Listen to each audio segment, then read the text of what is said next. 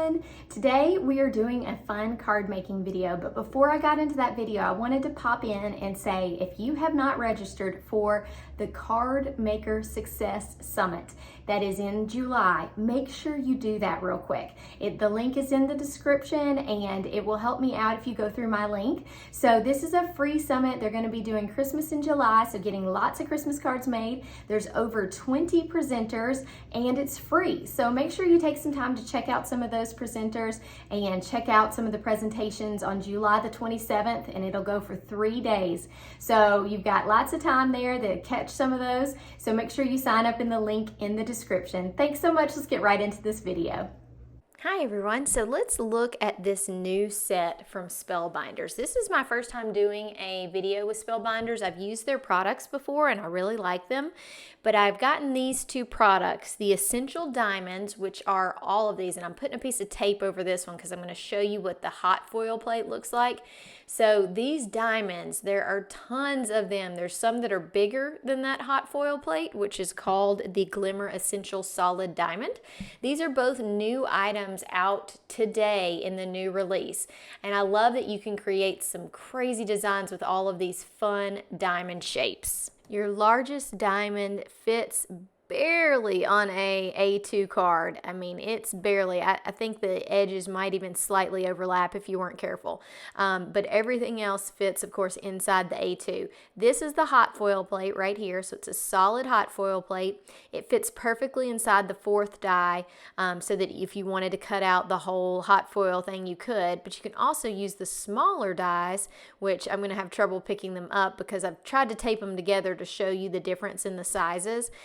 But I didn't tape them from the back, so sorry about that. But in total with these diamond dies, there are 12 different sizes that it cuts, which is pretty amazing. So we get a lot for your money with this, which is really nice, and I feel like these are really versatile. I'm gonna make a regular happy birthday card today with these and show you how I use them with the foil. So here's what I've foiled ahead of time, and now I'm going to cut it out with what I said was the fourth size die. So I'm going to cut out this, and then I'm going to cut out the strip that says birthday wishes.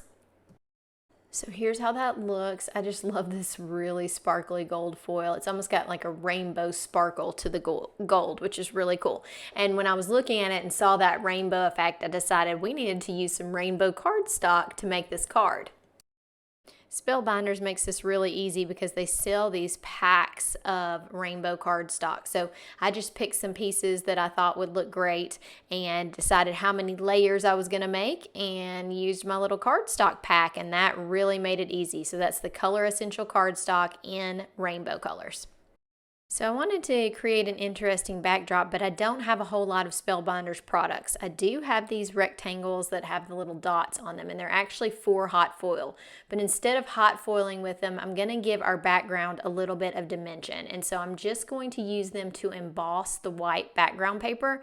This is a very thick, heavy cardstock, so it will, you don't want to put too much pressure on it or you might rip it or deform it. You can always spray a little water, but today, because I want my white to be so crisp, I don't want a chance leaving any spots or anything like that. So I'm going to try making a double rectangle like this, and I'm also going to do a single one, and I'll show you how I stack the plates.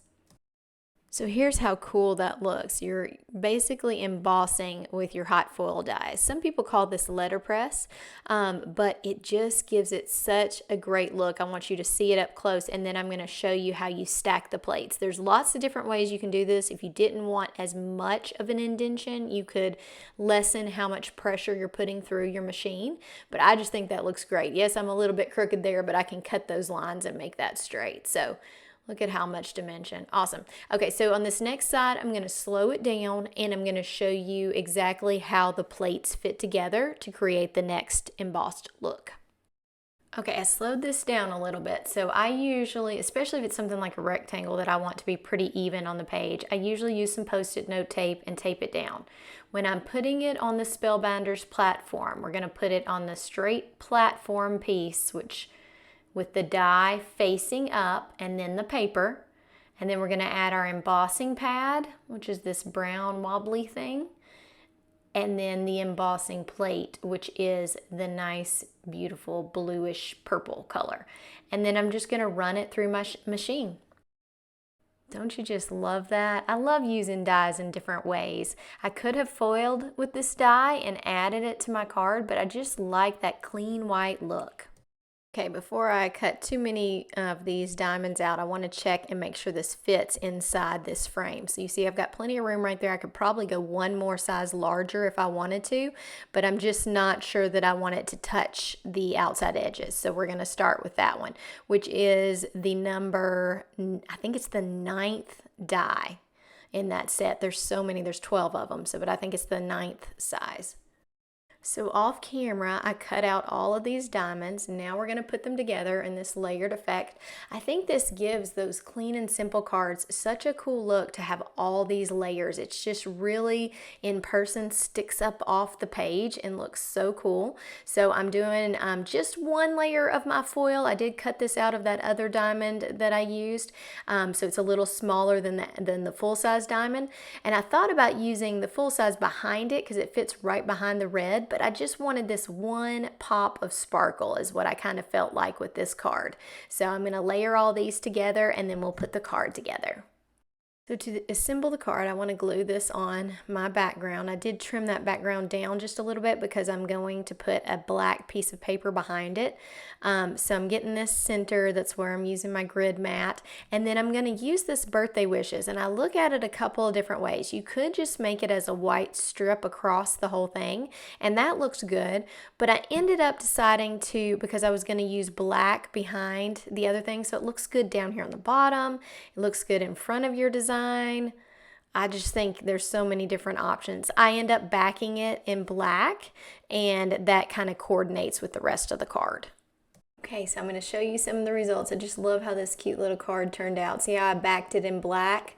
I think with that birthday wishes, you could do so many things. It'd be perfectly fine, but it's just got so much depth on this card. I really love how it turned out, and I'm really loving this set from Spellbinders. This is my first video for Spellbinders, so tell me what you think about their products. Have you tried them? Do you like them? Do you want me to keep doing videos on their stuff? I would love to know in the comments, and make sure if you haven't done it yet that you go through and sign up to be at the Card Maker Success Summit. That starts in about 2 weeks, and you need to go ahead and get a ticket. So I'd love for you to do that in the description, and of course I will link all of these products there in the description. So have a great day. Bye.